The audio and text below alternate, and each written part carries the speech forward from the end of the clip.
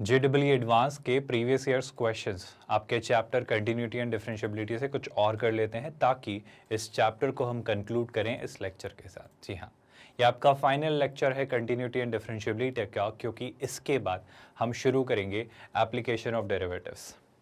कुछ और पिछले साल में पूछे गए कुछ क्वेश्चंस कुछ एक नए तरीके से हम यहाँ पर डिस्कस करेंगे, जो एक अलग अलग पैटर्न पर आपसे पूछते हैं, चाहे वो सिंगल करेक्ट हो या फिर मल्टीपल करेक्ट हो, न्यूमेरिकल आंसर टाइप हो या मैट्रिक्स मैच टाइप हो या फिर लिंक्ड कॉम्प्रहेंशन बेस्ड क्वेश्चन। वैसे जो भी अलग अलग कैटेगरीज का हम एक्सपोजर लेते हैं उन्हीं को हम आज समझेंगे।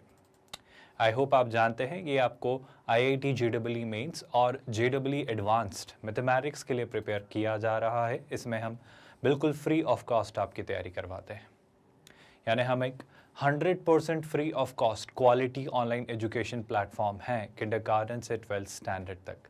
आप हमारे नोट्स, PDFs और ई-बुक्स भी डाउनलोड कर सकते हैं। इसके लिए आपको इसी वीडियो के डिस्क्रिप्शन में दिए गए लिंक गेट नोट्स पर क्लिक करना होगा। प्लेलिस्ट का लिंक भी आपको वीडियो के डिस्क्रिप्शन में ही मिल जाएगा, तो इसको लेकर ज़्यादा आपको चिंतित या परेशान होने की आवश्यकता नहीं है। आज अगर हम बात करें तो सीधे कंटिन्यूटी एंड डिफरेंशिएबिलिटी की हम बात कर रहे हैं और पिछले साल के क्वेश्चंस पर ये रहा आज का आपका पहला सवाल। ये सवाल JEE एडवांस ने 2014 में पूछा था और आई होप आपको ये पूरी प्रोसेस पता है कि किस तरीके से आपको ये तैयारी करवाई जा रही है। अगर मैं शुरुआत करूँ आपके थ्योरी से यानी कंसेप्ट्स करने से, तो उन्हें हम एग्जाम्पल्स यानी इलस्ट्रेशन से कंसोलिडेट करते हैं। आपकी प्रैक्टिस के लिए आपको असाइनमेंट क्वेश्चंस भी देते हैं ताकि आप उसे और बेहतर और मजबूत बना पाएँ। एंड देन हम जब पूरे कंसेप्ट्स किसी भी चैप्टर के हो चुके होते हैं तो उस चैप्टर को कल्मिनेट करते हैं उससे पूछे गए JEE एडवांस्ड के सारे प्रीवियस ईयर्स क्वेश्चंस के साथ। ये JEE एडवांस्ड ने 2014 में एक क्वेश्चन पूछा है और ज़रा अगर इसे ध्यान से देखा जाए तो ये किस कैटेगरी का क्वेश्चन है भाई? ये आपका न्यूमेरिकल वैल्यू टाइप क्वेश्चन है। मतलब आपको f ऑफ x दे दिया गया है, g ऑफ x दे दिया गया है और दोनों की डेफिनेशंस दे दी गई हैं। अगर आप थोड़ा ध्यान से देखें तो फिर वो h ऑफ x एक फंक्शन बना रहा है कब? Maximum of f of n g of x जब जब x आपका नेगेटिव है, और minimum of f of x n g of x जब जब आपका x पॉजिटिव है। और अल्टीमेटली वो पॉइंट बड़ा सिंपल सा आपसे ये पूछना चाह रहा है कि कौन कौन से पॉइंट्स पर आपका फंक्शन डिफरेंशिएबल नहीं है। मेरे ख्याल से एक आसान सा क्वेश्चन है जिसमें ज़्यादा डिफिकल्टी नहीं होना चाहिए अगर एक स्ट्रक्चर्ड मैनर में सोचा जाए। And I will make you realise कि JEE एडवांस 2014 में कितने आसान से क्वेश्चंस पूछता है। ना सिर्फ 2014, आई वुड से अभी भी आसान ही पूछे जाते हैं। It's a mixture of easy, moderate and tough questions. Now you need to work out कि आप कैसे उसे कैटेगराइज करते हैं और कैसे आप पिक करते हैं। जैसा हमने हर बार डिस्कस किया है कि एग्जाम महज क्वेश्चंस अटेम्प्ट करने या उन्हें सॉल्व करने की ही एग्जाम नहीं है, ये क्वेश्चन को सिलेक्ट करने की भी एग्जाम है। The art of selecting question also matters a lot, कि आप कैसे क्वेश्चंस को चुनते हैं और किन क्वेश्चंस पर अपना टाइम, अपनी एनर्जी डिवोट करते हैं। I hope you are realising कि आप अपने एनिमीज खुद चुनते हैं। इट्स लाइक जब मुझे हर क्वेश्चन के इक्वल ही मार्क्स मिले हैं ऑलमोस्ट कैटेगरी वाइज अगर मैं बात करूँ तो फिर मैं क्यों टफ क्वेश्चंस पर वक्त ज़ाया करूँ और उतने ही वक्त में क्यों ना मैं ईजी ज़्यादा से ज़्यादा क्वेश्चंस कर ज़्यादा मार्क्स फेच करूँ।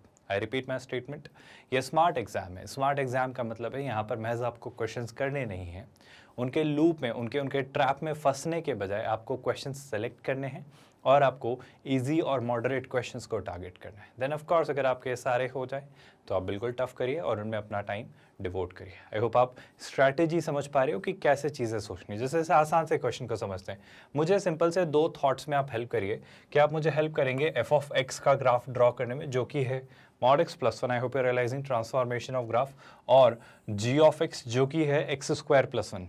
सर अगर ये mod x प्लस 1 के बजाय mod x और ये x स्क्वायर प्लस 1 के बजाय x स्क्वायर होता तो मैं उसे बहुत आराम से बना लेता, पर मेरा कहना है अभी भी इतनी मुश्किल, इतनी परेशानी नहीं होनी चाहिए। जैसे मैं दोनों बातें एक थोड़ा सा रफ मैनर में करके बताऊं तो ये हमारे लिए x स्क्वायर होता है और ये हमारे लिए mod x होता है। आई होप आप भूले नहीं हैं। अच्छा, दूसरी ज़रूरी बात, चूंकि दोनों को आपने 1 यूनिट से ऊपर शिफ्ट कर दिया है, तो बस मेरे ख्याल से क्यों शिफ्ट किया है सर, क्योंकि मॉड एक्स में भी 1 ऐड कर दिया है और एक्स स्क्वायर में भी 1 ऐड कर दिया है, तो इफेक्टिवली जो रेंज है आपकी वो जो 0 से इन्फिनिटी होती है, आई होप यू रियलाइज, चाहे वो एक्स स्क्वायर हो 0 से इन्फिनिटी या फिर चाहे वो मॉड एक्स हो 0 से इन्फिनिटी, अब चेंज होकर क्या हो जाएगा 1 टू इन्फिनिटी, क्योंकि दोनों में आपने 1 ऐड किया है, if you are realising my point.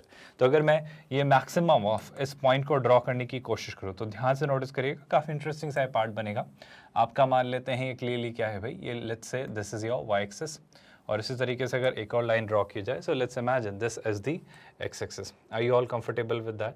Now what next, अगर यहाँ से चीज़ें समझी जाएं तो क्या निकल कर आ रहा है, मैं इस एक्स एक्सिस को थोड़ा नीचे ड्रॉप कर लेता हूँ क्योंकि हमें इसकी थोड़ी यहीं पर ज़रूरत होगी। अभी एक छोटा सा सिंपल सा पॉइंट ये नज़र आ रहा है सर कि एक्स स्क्वायर है ना, एक्स स्क्वायर होता तो ये पूरा सिंपल सा 0,0 से पास होता, लेकिन चूंकि ये एक्स स्क्वायर प्लस 1 है तो लेट्स से दिस इज 1, और यहाँ से अगर जा रहा है तो ये आपका एक्स स्क्वायर प्लस 1 का ग्राफ कुछ इस तरीके से ऐसे जा रहा होगा, है ना, सिमेट्रिकली ही बनाइएगा ताकि आपको चीज़ें समझ आए। सो this is your graph of x square plus 1, है ना, और एक्स स्क्वायर प्लस 1 को समझा जाए, so what was that, clearly f of x, I am really sorry, x square plus 1 was g of x, है ना, so this is the graph of g of x. अच्छा, इसके बाद similarly अगर मैं आपसे पूछूं ज़रा मुझे बताएं मॉड ऑफ एक्स प्लस 1, अगर मॉड एक्स होता तो क्लियरली यहीं से वो जा रही होती लाइन्स, लेकिन मॉड एक्स प्लस 1 यानी जब एक्स 0 होगा तो ये 1 होगा मिनिमम वैल्यू, और उस केस में इसका ग्राफ कुछ इस तरीके से ऐसा, और यहाँ से वही लाइन कुछ इस तरीके से ऐसी जा रही होगी। Do you all agree with that? Now what next, ये क्लियरली हम सब स्पष्ट तौर पर जानते हैं किस चीज़ का ग्राफ है, this is the graph of I think F of x, जो कितना होगा भाई मॉड एक्स प्लस 1। अभी क्या करना है, अच्छा बताओ, आपका जो एच ऑफ एक्स है, जब एक्स 0 या 0 से छोटा है तो आपको मैक्सिमम उठाना है, तो एक्स एक्सिस की नेगेटिव वैल्यूज़ के लिए, मतलब इस वाले पार्ट के लिए, है ना, यानी 0 और 0 से छोटी वैल्यूज़ के लिए आपको क्या लेना है, maximum of f of x and g of x. ज़रा सोच के देखो, इस पॉइंट तक जो अभी फिलहाल मुझे पता नहीं है, ऊपर कौन है, मैक्सिमा कौन कैरी कर रहा है, आपका मॉड वाला फंक्शन या स्क्वायर वाला फंक्शन? आई थिंक सर यहाँ और यहाँ अभी मैक्सिमम वाला पार्ट यानी वाई एक्सिस के कॉन्टेक्स्ट में ऊपर जो है वो ये होल्ड कर रहा है ना, तो आपका ये वाला कर्व कंसिडरेशन में होगा, मतलब यहाँ तक आपका ये कर्व कंसिडरेशन में होगा। देन व्हाट, देन मेरे ख्याल से अगर आप थोड़ा ध्यान से देखें तो अब इस पॉइंट के बाद यहाँ से यहाँ तक आपका ये कर्व अपर एज होल्ड कर रहा है, तो ये वाला curve should be considered. Are you all okay with that? Now what next, 0 पर तो वो जो है minimum of f of x and g of x जब एक्स पॉजिटिव है, तो अब आपको नीचे वाला कर्व देखना है। नीचे वाला मतलब देखो, जब एक्स की पॉजिटिव वैल्यूज पर देखा जाएगा तो वाई एक्सिस के कंटेक्स्ट में जब नीचे वाला जो कर्व है, यानी अगर मैं यहाँ देखता हूँ तो ये आपका डाउनवर्ड कर्व है, I hope you all can notice it very clearly. And then what next, अगर यहाँ से देखा जाए तो इन दोनों में इस पॉइंट के बाद यहाँ पर ये कर्व आपका नीचे वाला कर्व है, कोई परेशानी तो नहीं? अब बस एक सिंपल सा ऑब्जर्वेशन मैं आपसे पूछना चाह रहा हूँ, थोड़ा सा इसे मैं स्मूथली बना देता हूँ ताकि ज़्यादा कन्फ्यूजन क्रिएट ना हो, ज़रा गौर से देखिएगा। मैं 2 पार्ट थोड़े और अच्छे से बना देता हूँ। एक तो आपका ऑफकोर्स ये वाला पार्ट बनेगा कुछ इस तरीके से, है ना, ये वाला पार्ट, आई होप आप देख पा रहे हो। अगर मैं इसे ठीक से तो नहीं बना पा रहा हूँ क्योंकि काफ़ी स्मूथली बना पाना थोड़ा मुश्किल है, लेकिन यहाँ से ये वाला कर्व, फिर आपका ये मैक्सिमम वाली लाइन ये, एंड देन अगर आप देखें तो नीचे वाला कर्व तो आपकी ये वाली लाइन, एंड देन अगेन नीचे वाला कर्व, क्योंकि आप मिनिमा चुन रहे हैं तो आपकी ये वाली लाइन। मैं बहुत थोड़ा सा रिफाइंड मैनर में इसलिए बनाने में इंटरेस्टेड हूँ ताकि मैं आपको पॉइंट ऑफ नॉन डिफरेंशिएबिलिटी बता पाऊँ। डू यू ऑल रियलाइज और see that this point is going to be a point which has a sharp turn on the curve, and similarly I can see another sharp turn here, another sharp turn can be figured out here. So these are the 3 points. इसके अलावा कहीं कोई discontinuity नहीं बन रही है, कहीं कोई ऐसा पॉइंट नहीं आ रहा है जहाँ वर्टिकल टेंजेंट आ रही हो, तो मेरा पॉइंट बस सिंपल सा है, 3 ये पॉइंट्स मुझे मिले हैं जहाँ हमें क्या मिल रहे हैं, जहाँ हमें शार्प टर्न्स मिल रहे हैं। क्या ये पॉइंट्स भी मुझे निकालने हैं? मेरे ख्याल से मुझे सिर्फ इतना पता होना चाहिए कि कितने पॉइंट्स ऐसे हैं जहाँ पर ये फंक्शन नॉन डिफरेंशिएबल है। तो मेरे ख्याल से 1, 2 और ये 3 पॉइंट्स ऐसे हैं जहाँ ये फंक्शन नॉन डिफरेंशिएबल है। मान लो बस ऐसे ही बात कर रहा हूँ क्योंकि बात निकली है तो बात कर लेते हैं, कौन कौन सी जगह पर ये नॉन डिफरेंशिएबल है। तो मेरा कहना है, अगर वो पूछता है x की वैल्यूज़, तो एक पॉइंट तो यही है क्या, x इज इक्वल टू 0, इस पॉइंट को, और अगर इस पॉइंट को ढूंढने की कोशिश की जाए तो ये वो पॉइंट्स है स्पेसिफिकली जहाँ आपके ये दोनों कर्व्स एक्स स्क्वायर प्लस 1 और मॉड एक्स प्लस 1 इंटरसेक्ट कर रहे हैं। तो शैलाई से अगर ये पॉइंट ढूंढना है तो इन दोनों कर्व को इक्वल रख देंगे, एक्स स्क्वायर प्लस 1 और मॉड एक्स प्लस 1 को, और यहाँ से अगर देखा जाए तो 1 से 1 cancel, so you are left with what, x square is equal to mod x. अब आप खुद मुझे बताएं एक्स स्क्वायर मॉड एक्स के इक्वल कब होता है? अगर मैं कॉमन सेंस लगाऊं तो सर जब एक्स आपका क्या होता है, प्लस माइनस 1। खैर ये बात इतना निकालने के बजाय ऑब्जर्वेशन से भी कही जा सकती थी, पर अगर आप मैथमेटिकली चीज़ों को देखने में इंटरेस्टेड हैं तो I hope you are realising, अगर पॉइंट पूछे होते तो -1, 0 और +1, ये 3 आपके पॉइंट्स होते जहां पर आपको नॉन डिफरेंशिएबिलिटी दिखाई दे रही है। I you all okay with that? I hope एक आसान सा question. And did you all realize, अगर मुझे ग्राफ्स की अंडरस्टैंडिंग हो, हल्का सा ट्रांसफॉर्मेशन और ग्राफ्स ही पता होता, तो इस क्वेश्चन को मैं महज देख कर क्विकली रफ में ड्रॉ करके आंसर कर लेता। ये तो फिर भी आपको समझाने के लिए मैंने बहुत साफ बनाया है, बट आई होप अब आप कंफर्टेबल रियलाइज कर रहे हो कि बहुत टफ, बहुत मुश्किल क्वेश्चंस हर बार पूछे जाएं ऐसा ज़रूरी नहीं है। And again look at this part, ये कौन सा क्वेश्चन है भाई? ये भी JEE एडवांस ने ही पूछा है, 2020 में पूछा गया एक सवाल। ज़रा ध्यान से देखिएगा, एक एक करके सारी चीज़ों को समझेंगे। लेट द फंक्शन, है ना, f एक फंक्शन है जो -1 से 1 में डिफाइंड है ऑल द रियल नंबर्स के लिए। g भी आपका एक फंक्शन है, -1 से 1 में ही डिफाइंड है। मतलब यहाँ डोमेन ये है तो को डोमेन सारे रियल नंबर्स है, लेकिन g के लिए जो डोमेन है वही को डोमेन है। I hope you are realising that. अच्छा, उनकी डेफिनेशन क्या दे रहा है? वो जो आपका f ऑफ x है वो आपका 2x - 1 मॉड में और 2x + 1 मॉड में, ये मॉड ही होना चाहिए जितना मुझे लग रहा है। सो अगर यहाँ आपको कन्फ्यूजन है कि ये GIF बन सकता है, so avoid considering it a GIF, it should be considered as a or treated as a mod. Now g of x को लेकर भी कुछ कहा जा रहा है, अगर आप थोड़ा ध्यान से देखें तो कुछ आपको नजर आना चाहिए, कुछ तो नजर आना चाहिए, है ना। where x denotes the greatest integer, तो आपका ये जो साइन है ये क्लियरली आपका GIF का साइन है। f of g of x एक फंक्शन डिफाइन कर रहा है, वो कैसा? f of g of x जो कि -1 से 1 में डिफाइंड है सारे रियल नंबर्स तक। तो इस बार f of g of x के लिए जो आप डोमेन ले रहे हैं that is turning out to be -1 to 1, लेकिन इसके लिए जो रेंज ली जा रही है वो कितनी आ रही है? r। चलो, और ये कंपोजिट फंक्शन से ऑफकोर्स हम जानते हैं f of g of x का मतलब ये है ना। आगे क्या सर? गौर से सुनिएगा। Suppose c is the number of points in the interval -1, 1 at which f of g of x is not continuous। ध्यान से सुनिएगा, c का मतलब है वो सारे पॉइंट्स जहां पर आपका f of g of x continuous नहीं है ना। And suppose d is the number of points in again the interval -1 invert जहां पर f of g of s differentiable नहीं है। तो वो पूछ रहा है आपसे फाइनली किसकी वैल्यू? c + d की। मैं अगर बहुत सिंपल सा एक ऑब्जर्वेशन आपको देने की कोशिश करूँ ना, तो सारी बातें एक तरफ छोड़ो, आप इसको थोड़ा सा ट्रैक करके इसका ग्राफ ड्रॉ करने की कोशिश करो। Sir f of g of x का ग्राफ कैसे बनाएंगे? मेरा कहना है थोड़ा सिंप्लीफाई करते हैं, चीज़ों को देखते हैं। आप सबसे पहले मुझे बताओ f of x क्या है ना। f of x को अगर हम गौर से देखें तो that is mod over 2x - 1 plus कितना? मॉड ओवर 2x + 1, है ना। ये कुछ इस तरीके से जा रहा है। क्या आप सब इस बात से सहमत हैं? अच्छा, मैं एक छोटा सा ओपिनियन आपसे चाहता हूँ। g of x तक जाने से पहले अगर आप सबने नोटिस कर लिया हो तो बहुत खुशी की बात है। हम जानते हैं किसी भी नंबर को उसके ग्रेटेस्ट इंटीजर और उसके फ्रैक्शन पार्ट के सम में लिखा जा सकता है। अगर ग्रेटेस्ट इंटीजर को वहाँ शिफ्ट करें तो fraction part of x can be written as x minus greatest integer of x। क्या आप मेरी बात समझ पा रहे हो? ये क्यों कह रहे हो सर आप? क्योंकि मुझे यहाँ कुछ दिख रहा है। g of x जो है वो x minus greatest integer of x, जो कि आपका फ्रैक्शन पार्ट ऑफ x लिखा जा सकता है। तो g of x I am writing as fraction part of x। Are you all okay with that? Now what next?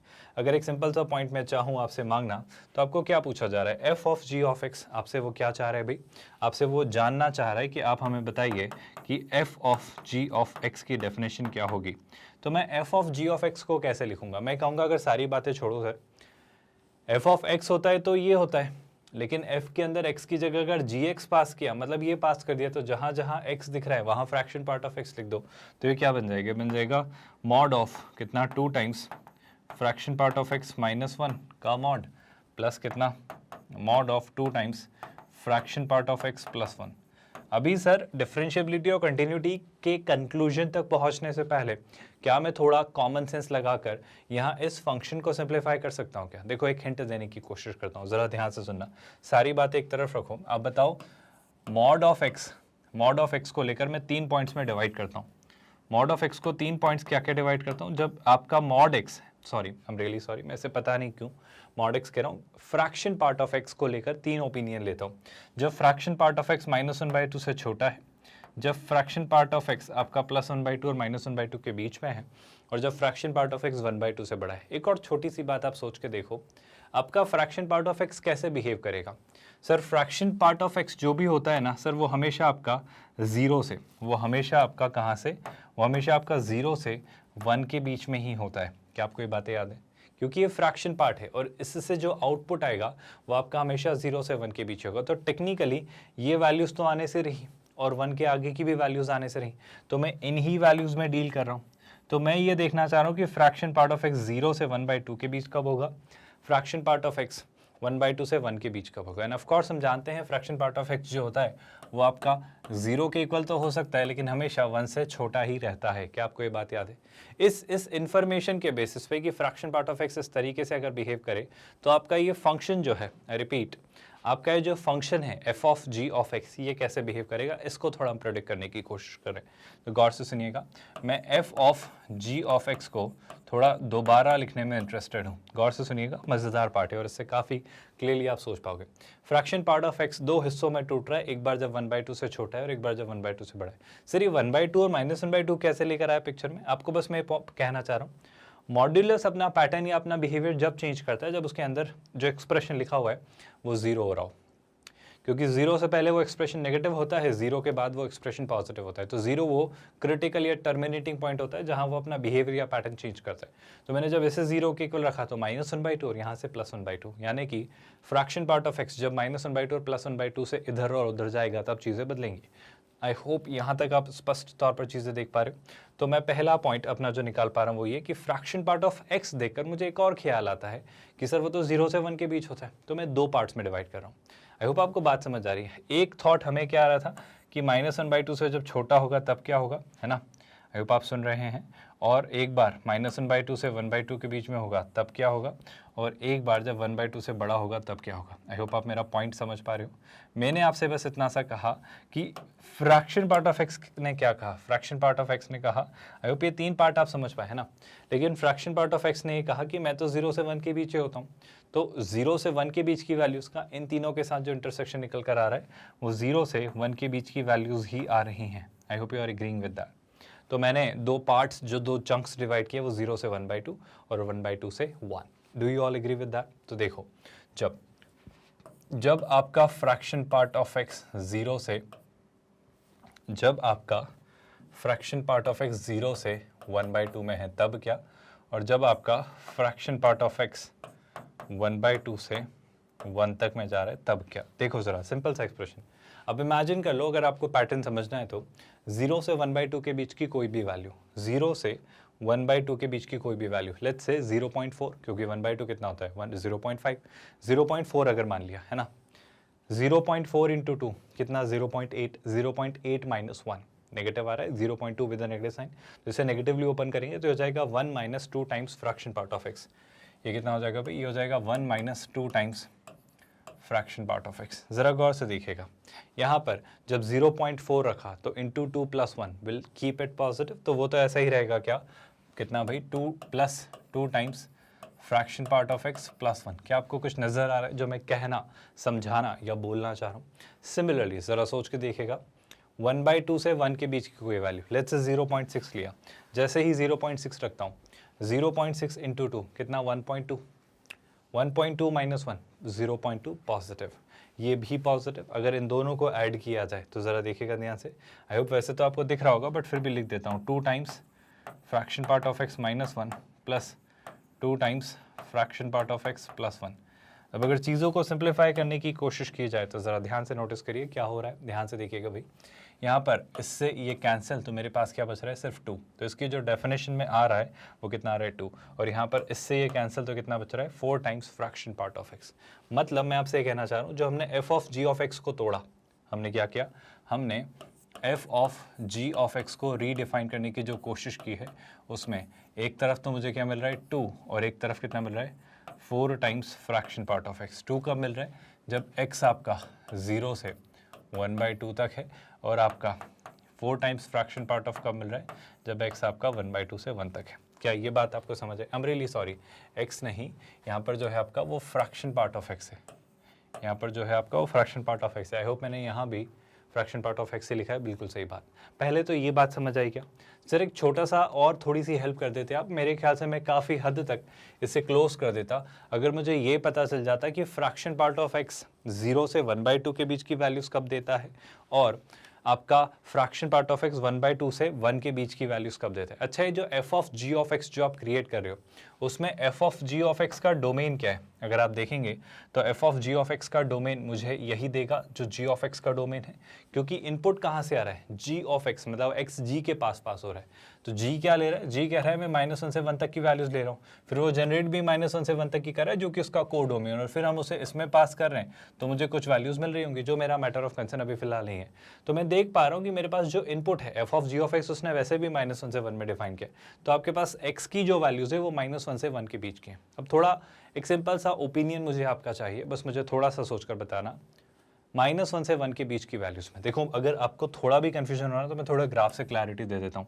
-1 से 1 के बीच में फ्रैक्शन पार्ट x कैसे बिहेव करता है? देखो, यहाँ कहीं -1 होता है, यहाँ कहीं 0 होता है, यहाँ कहीं 1 होता है। अगर मैं ग्राफ बनाऊँ तो -1 से 0 तक ग्राफ ऐसे चलता है और 0 से 1 तक ग्राफ ऐसे चलता है। मुझे क्या चाहिए? मुझे चाहिए कि आपका जो फ्रैक्शन पार्ट ऑफ x है वो 0 से 1/2 के बीच हो। आप ज़रा सोच के बताओ, 0 से 1/2 के बीच की वैल्यूज़ कहाँ से कहाँ तक मिलेगी? आई थिंक सर ये है आपका 0 और ये है आपका 1/2। आई होप आपको दिख रहा है। तो 0 से 1/2 के बीच की वैल्यूज़ मुझे इन पॉइंट्स पर, आई होप आपको दिख रहा है, और मुझे इन पॉइंट्स पर मिलेगी। आई होप आप सुन पा रहे हो। यानी यहाँ पर अगर मैं देखूँ तो -1 से कहाँ तक, आई होप आप देख पा रहे हो, -1/2 तक, और 0 से 1/2 तक। आई होप आप देख पा रहे हो। आई रिपीट माई स्टेटमेंट, -1 से -1/2 तक जो पॉइंट्स होंगे और 0 से 1/2 तक के जो पॉइंट्स होंगे उनका फ्रैक्शन पार्ट आपका 0 से 1 तक होगा। तो क्या इसी बात को थोड़ा रिफाइन करके लिख सकते हैं? जहां x मुझे कहा जा रहा है 0 से 1/2 के बीच में है, उसी बात को लिखने का तरीका ये है कि जो x होगा आपका वो कैसा होगा भाई?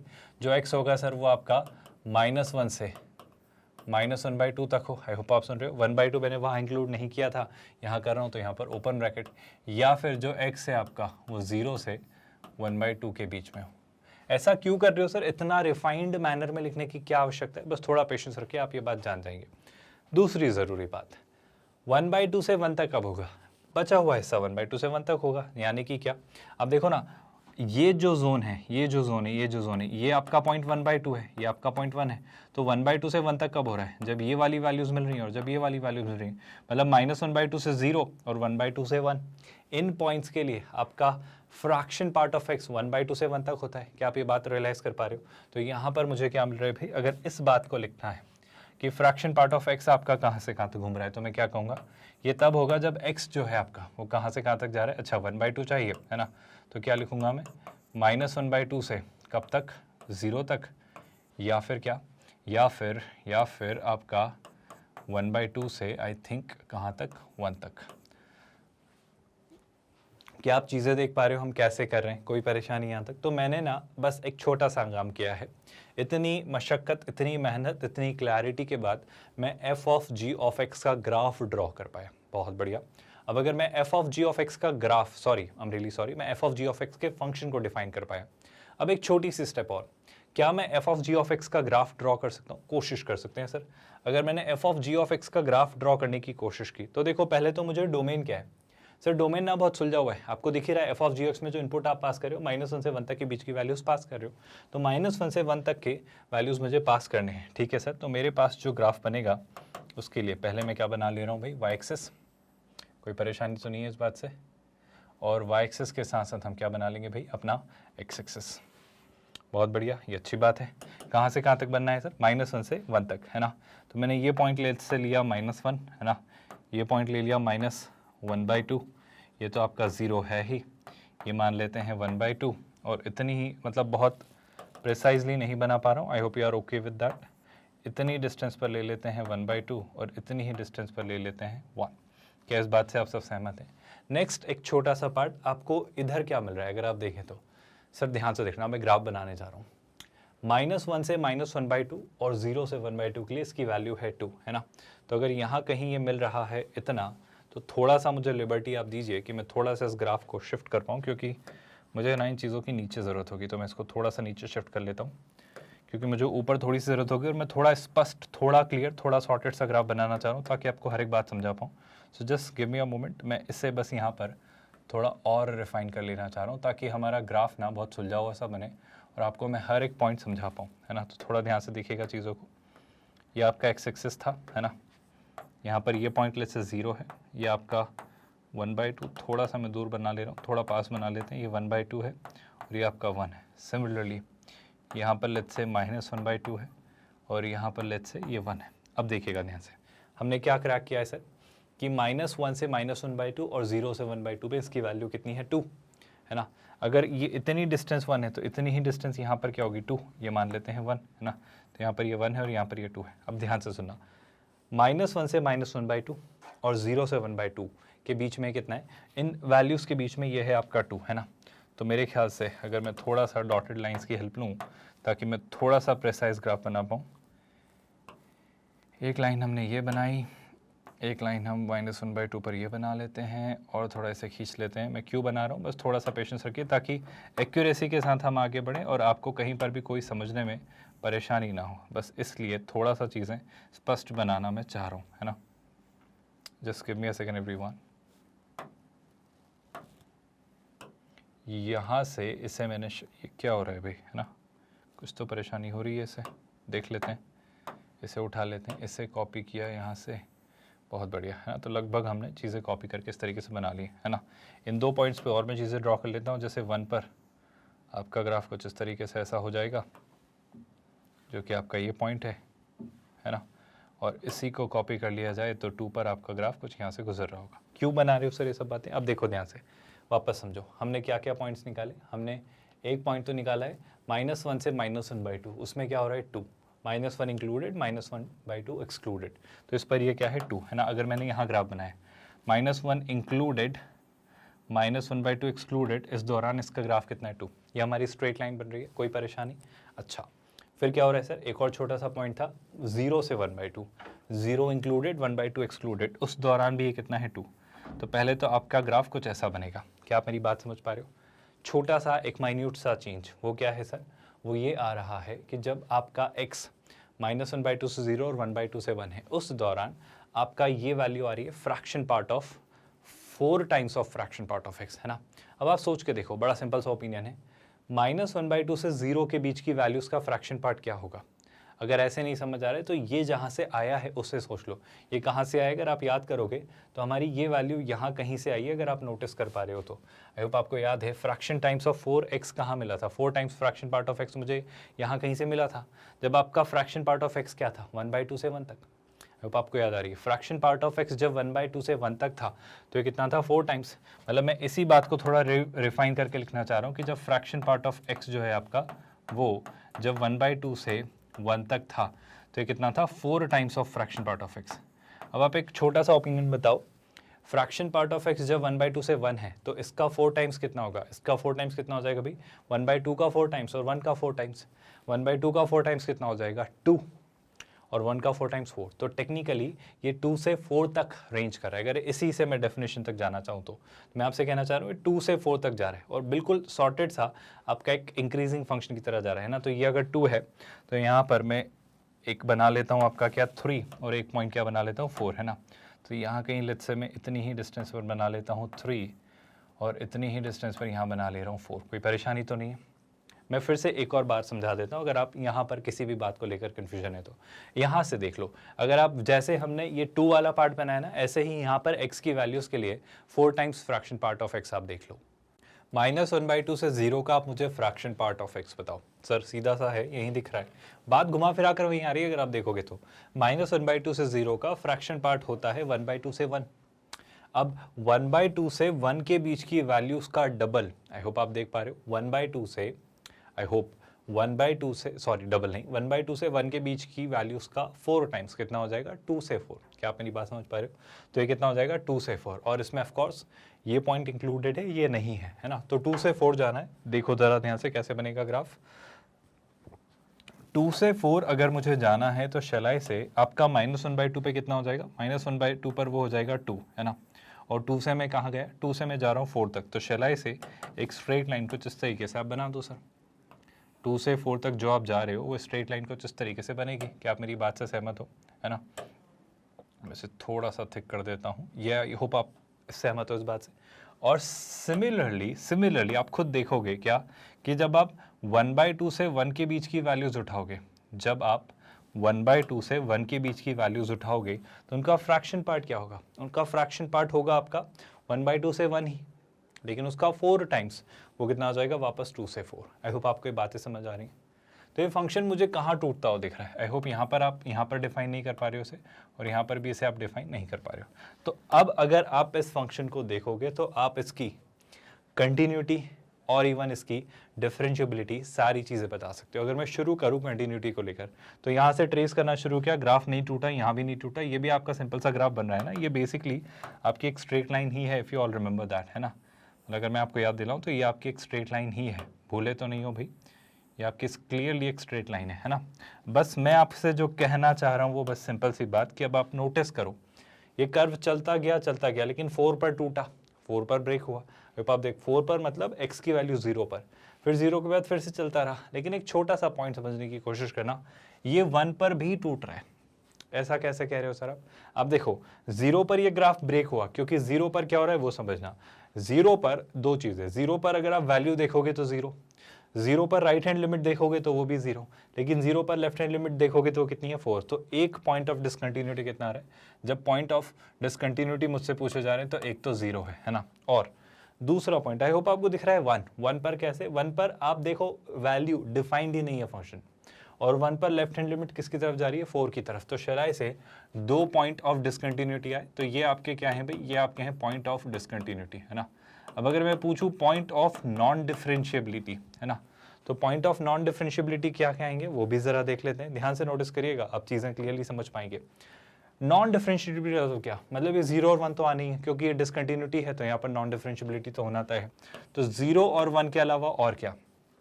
Sharp turns. अब शार्प टर्न्स कहाँ कहाँ है सर? -1/2 और 1/2 पर भी। तो 4 पॉइंट्स क्या क्या भाई? आपका -1/2, आपका 0, आपका 1/2, और 0 के बाद क्या मिल रहा है? 1 आपका point of discontinuity. So do you realise इस क्वेश्चन का आंसर मार्क करने के लिए आप आंसर 4 लिखेंगे या 6? जरा सोच के बताइए, जरा सिंपल सा ऑब्जर्वेशन है, क्या निकल कर आएंगी चीजें, दिमाग लगाइए भाई। आई होप आप सब इस बात से सहमत हो कि फंक्शन आपका इन 4 पॉइंट्स पर नॉन डिफरेंशिएबल है ना। मैं फिर से रिपीट कर देता हूं जो क्वेश्चन आपसे पूछा गया था, ध्यान से देखना। Suppose C is the number of points in the interval -1 to 1 at which fog is not continuous। तो आपका फंक्शन कहाँ कहाँ कंटिन्यूस नहीं है सर? हमने 2 पॉइंट्स निकाले 0 और 1, कोई परेशानी तो नहीं है। आई होप आप देख पा रहे हो 1 पर भी हमने क्लियरली डिसकंटिन्यूटी देखी है। डिसकंटिन्यूटी की डेफिनेशन क्या है सर? डिसकंटिन्यूटी 1 पर इसलिए है क्योंकि, अच्छा बाय द वे एक सेकेंड ना, 1 पर अगर क्लोज्ड इंटरवल है तो एक सेकेंड ना, मेरा लाइफ सॉर्टेड आउट हो गया। सॉर्ट आउट कैसे हो गया सर? मुझे अभी तक लग रहा था कि 1 पर आपका क्लोज्ड इंटरवल है, 1 पर तो उसने ओपन ब्रैकेट दिया। तो अगर 1 पे उसने ओपन ब्रैकेट दिया तो 1 पे एनीवे मुझे इसकी कंटिन्यूटी चेक करने की जरूरत नहीं है ना। तो 1 इसका पॉइंट ऑफ डिसकंटिन्यूटी से बाहर हो जाएगा। I repeat my statement, 1 consider करते आप अगर वो इसके डोमेन में f(g)(x) के डोमेन में -1 से 1 को ऐसे इंक्लूड करता, लेकिन उसने क्लोज ब्रैकेट तो नहीं लगाया, तो सीधी सी बात है मैं 1 को इंक्लूड नहीं करूंगा। आप सुन रहे हो क्या? अब पॉइंट ऑफ डिसकंटिन्यूटी, इसी तरीके से ना एक और बात अगर मैं कहना चाहूँ तो आपका पॉइंट ऑफ नॉन डिफरेंशिएबिलिटी भी डिफाइन होगा। पॉइंट ऑफ नॉन डिफरेंशिएबिलिटी जब आप देखोगे तो फिर से वही बात, ध्यान से नोटिस करिएगा कि मुझे -1/2 एक मिल रहा है और एक 0 मिल रहा है। मैं कहूँ तो क्या मैं 1 कहूँगा? मेरे ख्याल से मुझे लग रहा है कि 1 क्यों लूँगा, लेकिन 1/2 तो मैं लूँगा। आई रिपीट माई स्टेटमेंट, आपके पॉइंट ऑफ नॉन डिफरेंशिएबिलिटी 3 आएंगे, एक तो -1/2 शार्प टर्न, एक 0 डिसकंटिन्यूटी, और एक 1/2 अगेन शार्प टर्न। आप 1 को फिर से इंक्लूड नहीं करेंगे क्योंकि 1 डोमेन में ही नहीं है, क्लोज ब्रैकेट नहीं है, तो 1 पर आप चेक ही नहीं करेंगे। Do you realise that? तो यहाँ पर पॉइंट ऑफ डिसकंटिन्यूटी कितने मिले? 3, -1/2, 0 और 1/2। आई होप यही बातें आपसे कही गई थी। डी चेक करिए, डी का मतलब क्या था? द नंबर ऑफ पॉइंट्स जहां पर -1 से 1 के इंटरवल में जहां पर आपका f(g)(x) क्या है? Non differentiable. तो शैलाई से दो चीजें, आपके c की वैल्यू कितनी आ रही है? 1, a की जगह है ये नॉन डिफरेंशिएबल, और d की वैल्यू कितनी आ रही है? 3। मुझसे क्या पूछ रहा है वो? c + d, तो c + d कितना हो जाएगा? 4। आई होप एक आसान सा सिंपल सा एक सुलझा हुआ सा बेसिक सा एक क्वेश्चन था जिसमें कहीं पर भी कोई डिफिकल्टी आपने फेस नहीं की है। अगर चीज़ें यहाँ तक क्लियर हैं तो आई होप अब हम आगे बढ़ सकते हैं। यहाँ से आगे अगर मैं बढ़ता हूँ, यहाँ तक तो कोई कन्फ्यूजन नहीं है, एक एक चीज़ क्लियर है। मैं एक सिंपल सी बात आपको बता देना चाह रहा हूँ कि आज फिलहाल इस स्टेज पर अब हम क्लियर हैं इस बात को लेकर कि हमने continuity and differentiability thoroughly and comprehensively clear यानी कवर कर लिया है। इसका ये मतलब है कि अब अगर कंटिन्यूटी एंड डिफरेंशिएबिलिटी हो चुका है, जो कहानी हमने कहाँ से शुरू की थी भाई, जो कहानी हमने कोऑर्डिनेट ज्योमेट्री से शुरू की थी, भूले तो नहीं है आप लोग। इसके बाद अब हम कहाँ पर हैं जनाब, अब आपका कैलकुलस चल रहा है। अच्छा, कुछ स्टूडेंट्स का एक कंसर्न आता है कि सर अभी हमने कैलकुलस से शुरू किया आपकी वीडियोस देखना, क्या हम कोऑर्डिनेट ज्योमेट्री स्किप कर दें? नहीं, आप स्किप मत करिए, आप साइमल्टेनियसली देखिए। मतलब ऐसा बिल्कुल नहीं है, सच कहूँ तो, कि कैलकुलस कोऑर्डिनेट ज्योमेट्री समझने के बाद ही समझ आएगा, पर हाँ थोड़ा अच्छा समझ आएगा, ये मेरा मानना है। पर अगर आप देख सकते हैं, क्योंकि आपका अगर आप सोच रहे हैं कि मैं साइमल्टेनियसली कर पाऊँ, तो आप कैलकुलस देखना शुरू कर दीजिए, लेकिन कोऑर्डिनेट भी साइमल्टेनियसली देख लीजिए, दोनों पैरेलल चला लीजिए, अच्छा रहेगा। इसके बाद अगर आपको इस बात की जानकारी चाहिए कि हमारी क्या चीज़ें शुरू होंगी, तो हम शिफ्ट होंगे वेक्टर्स एंड 3 डायमेंशनल ज्योमेट्री पर। ऐसा क्यों सर?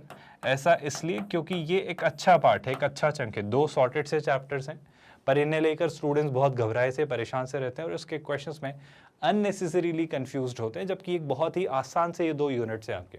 हम अच्छे से कवर करेंगे, वही फिलॉसफी के साथ कि कंसेप्ट सारे कर लेंगे, आप निश्चिंत रहिए। उन्हें हम एग्जाम्पल्स और इलस्ट्रेशन से बिल्कुल स्क्रैच से JEE एडवांस लेवल के इलस्ट्रेशन के साथ कंसोलिडेट करेंगे। इवन आपकी प्रैक्टिस हो, आप उन हर एक कंसेप्ट को सीखें, इसलिए आपको भी असाइनमेंट क्वेश्चंस देंगे। एंड देन फाइनली जब सारे कंसेप्ट्स हो चुके होंगे, तब हम JEE एडवांस के PYQs करेंगे, जैसा हम करते आए हैं। देन क्या होगा सर, वेक्टर्स इन 3D कर लेने के बाद हम जाएंगे अलजेब्रा पर। याद करिए, अलजेब्रा यानी कि हर एक वो इंडिविजुअल सिंगल कंसेप्ट या टॉपिक जो आप पढ़ते आए हैं, जैसे सेट थ्योरी, जैसे थ्योरी ऑफ इक्वेशंस यानी क्वाड्रेटिक इक्वेशंस, क्यूबिक इक्वेशंस, और भी कई हायर डिग्री के पॉलिनोमियल्स, कॉम्प्लेक्स नंबर्स, प्रोग्रेशंस यानी सीक्वेंस एंड सीरीज, लॉगरिथम, आपका matrices and determinants, permutation and combination, probability, mathematical reasoning, binomial theorem अगर मैंने नहीं बताया तो, इसके बाद स्टैटिस्टिक्स। ऐसा हर एक सिंगल इंडिविजुअल टॉपिक या चैप्टर जो भी आपका होता है, हर एक चीज़ हम यहाँ कवर करेंगे। एंड देन फाइनली हम कहाँ शिफ्ट होंगे, हम शिफ्ट होंगे ट्रिग्नोमेट्री में। अगर मैं आपको कहानी याद दिलाऊं कि सर कोऑर्डिनेट में क्या क्या किया, तो कार्टेशियन सिस्टम यानी पॉइंट्स, फिर हम स्ट्रेट लाइंस पर आए, फिर हमने पेयर ऑफ स्ट्रेट लाइंस पढ़ा, फिर हमने सर्कल, एलिप्स, पैराबोला, हाइपरबोला, सारी चीज़ें कवर की। देन कैलकुलस आपका शुरू हुआ था रिलेशंस एंड फंक्शंस के बाद, है ना। सेट थ्योरी हम अलजेब्रा में पढ़ेंगे, जितना ज़रूरी था वहाँ बताया। इसके बाद हम कहाँ आए थे भाई, लिमिट्स, है ना, डिफरेंशिएशन, कंटिन्यूटी एंड डिफरेंशिएबिलिटी। अब इसके बाद जो नेक्स्ट चैप्टर आपका शुरू होगा वो होगा एप्लीकेशन ऑफ डेरिवेटिव्स। फिर हम जाएंगे मोनोटोनिसिटी यानी मैक्सिमा एंड मिनिमा पर। देन आपके इंडेफिनिट इंटीग्रेशन, डेफिनिट इंटीग्रेशन, और फिर हम शिफ्ट होंगे एरिया अंडर द कर्व के साथ डिफरेंशियल इक्वेशंस पर। जब बात ट्रिगो की आएगी तो trigonometric ratios, trigonometric identities, trigonometric equations, inequalities, trigonometric functions, इस तरीके से आपके हाइट एंड डिस्टेंस पर based questions, properties and solution of triangle, ये हर एक चीज़ कवर करेंगे। यानी एक सिस्टमैटिक मैनर में हर एक चीज़ प्लान्ड है, आप बस सॉर्टेड से मैनर में चीज़ें फॉलो करिए, चीज़ें कहीं नहीं जा रही। आई होप अब आप स्पष्ट तौर पर क्लियर हैं कि कैसे चीज़ें करनी है और कैसे चीज़ें आपके लिए प्लान्ड हैं। आई होप इसके अलावा तो कोई और क्लैरिटी नहीं चाहिए। और सबसे खास, सबसे ज़रूरी बात, मेरा यकीन है आप जानते हो कि हम एक 100% free of cost quality online education platform हैं किंडरगार्टन से 12th स्टैंडर्ड तक। यानी आपको कोई पेमेंट नहीं देना, कोई सब्सक्रिप्शन नहीं लेना, है ना। हम इवन आप हमारे नोट्स, PDFs और ई-बुक्स भी डाउनलोड कर सकते हैं। इसके लिए आपको इसी वीडियो के डिस्क्रिप्शन में दिए गए लिंक गेट नोट्स पर क्लिक करना होगा। With that I think let's call it a day here. ख्याल रखिए अपना। Thank you so much for watching this video.